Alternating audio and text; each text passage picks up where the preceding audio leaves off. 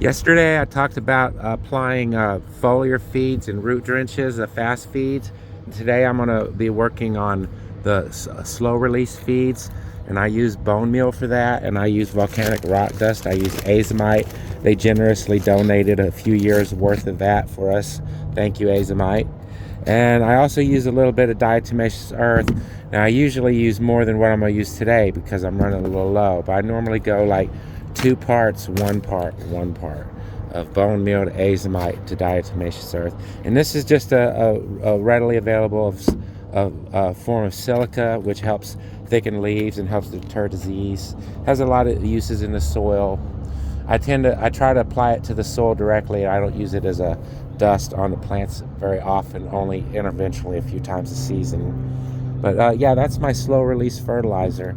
2 parts to bone meal, 1 part to azomite to 1 part DE, diatomaceous earth. So how much of this we use is dependent on how old the plants are.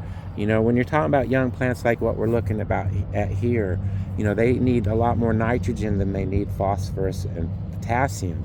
So we don't use a whole lot of this slow release right now. I gave them a base charge, and we're going to hold off until we won't use any more until later on in their life cycle.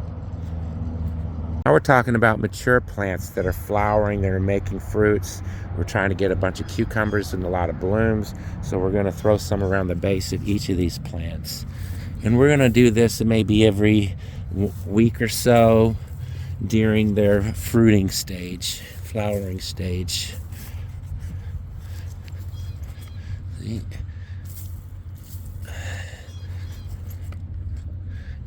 And we'll water it in.